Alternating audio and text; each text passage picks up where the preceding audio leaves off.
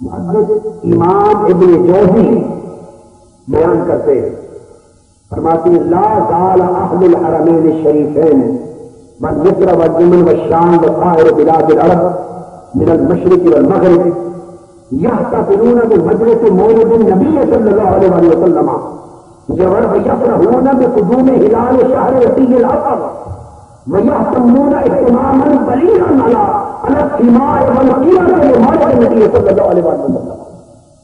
امام ابن جوزی فرماتے ہیں کہ ہمیشہ سے لا زال اہل الحرمین، ہمیشہ سے اسلام کی پوری تاریخ میں، سال 2 سالوں کی 200-300 سال کی بات نہیں ہے. محدث ابن جوزی کو خود کتنے 100 سال گزر گئے، کتنے 100 سال گزر گئے جب انہوں نے لکھا، اور کئی سینکڑوں سال پہلے یہ لکھا کہ اسلام کی تاریخ میں ہمیشہ سے یہ عمل چلا رہا ہے کہ مکہ اور مدینہ کے لوگ، حرمین شریفین کے لوگ. بھائی ہندوستان میں انگریزوں کی حکومت رہی، حرمین شریفین میں تو کبھی رہی نہیں. بولیے حرمین شریفین میں تو نہیں رہی. کہتے ہیں ہمیشہ سے حرمین شریفین مکہ و مدینہ میں، مصر میں، یمن میں، شام میں اور عرب و عجم کے سارے ملکوں میں اور مشرق سے مغرب تک پورے بلاد اسلام میں. فرماتے ہیں ہمیشہ سے میلاد مصطفیٰ کی محفلیں منعقد ہوتی رہی ہے. ویفرحون بقدوم حلال شہر ربیع الاول، اور جب ربیع الاول کا چاند شروع ہو رہا تو ربیع الاول کے چاند کی پہلی تاریخ میں پورے ماہ میلاد مصطفیٰ میں خوشیاں شروع ہو جاتی. گویا تاریخ اسلام میں مکہ و مدینہ سے لے کر شرق غرب پورے اسلام کی دنیا کے اندر ربیع الاول کا چاند دیکھ کر خوشیاں شروع ہو جاتی ہیں. عید کس کو کہتے ہیں؟ عید کسے کہتے ہیں؟ بس چاند دیکھتے ہی مہینے میں خوشیاں شروع ہو جائے، بھلے لوگ اسی کو عید کہتے ہیں. فرماتے ہیں کہ ربیع الاول کا چاند دیکھ کے خوشیاں شروع ہوتی ہیں، ماں کو میلاد ہوتی ہے. وَيَأْتَمُونَ اهْتِمَامًا بَلِيغًا، اور حضور اسلام کے میلاد کی تقریبات کے لیے بڑی تیزی اور دھوم دھام کے ساتھ اہتمام کیے جاتے ہیں. اور لا زال یہ معمول امت مسلمہ کا ہمیشہ سے چلا آ رہا ہے. کتنے نے لکھا یاد کر لیں، محدث ابن جوزی نے. اب امام نووی عظیم محدث اور امام، ان کے شیخ امام ابو شامہ وہ فرماتے ہیں یہ بھی صدیوں پہلے 700-800 سال پہلے کے اکابر ائمہ اور محدثین بیان کر رہے ہیں.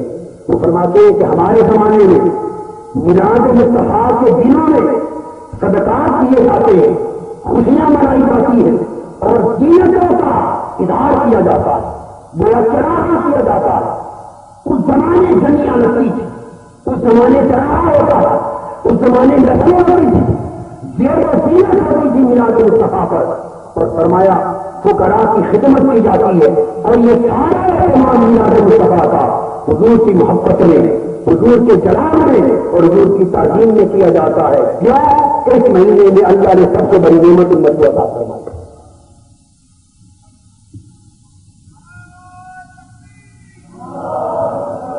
کتاب کا نام امام نووی کے شیخ امام ابو شامہ، کتاب کا نام الباعث علی انکار البدع والحوادث. یہ کتاب میں نے ارکین سارے احباب اسٹال پر ہے. میری کتاب جشن میلاد النبی کی شرعی حیثیت، اس کے اندر یہ تمام چیزیں درج ہیں، یا تو یہ کتاب ضرور لے کر جائیں. آئیے آج امام سخاوی رحمۃ اللہ علیہ عظیم محدث صاحب مقاصد حسنہ سبل الہدی میں درج ہے. جلد اول میں امام حافظ سخاوی فرماتے توجہ طلب الفاظ لا زال اہل الاسلام فی سائر الاقطار والمدن البائع یحتفلون بشأن مولده صلی اللہ علیہ وسلم بعمل البلاء البدیع المستعملة علی الامور الباحثة الرسیہ. فرماتے ہیں کہ اسلام کی پوری تاریخ میں ہمیشہ سے تمام اطراف و اطراف اسلام میں اور تمام شہروں میں میلاد کی محفل منعقد ہوتی ہے، خوشیاں منائی جاتی ہیں اور بڑے خوشی و احتشام سے جشن منائے جاتے ہیں. امام سخاوی بیان کرتے ہیں، اور یہ اسلام کی پوری تاریخ کا طریقہ چلا رہا ہے۔ اسے کیوں انگریزوں کے ساتھ منسوخ کر دیا گیا؟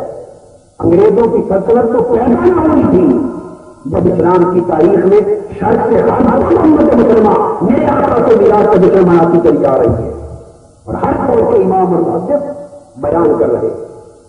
پھر امام جلال الدین سیوطی رحمۃ اللہ علیہ انہوں نے پورا کتاب کا لکھا اس پر، انہوں نے بھی یہی بات دہرائی اور فرمایا کہ یہ جو حضور اسلام کے میراث کی خوشی منائی جاتی ہے، فیہ من تعظیم قدر نبی صلی اللہ علیہ وسلم اظہار الفرح و استبشار مولد شریف، یہ میراث کی خوشیاں حضور کی تعظیم میں ہیں، آقا کی ولادت کی خوشی ہے اور حضور کے مولد کی خوشخبری ہے۔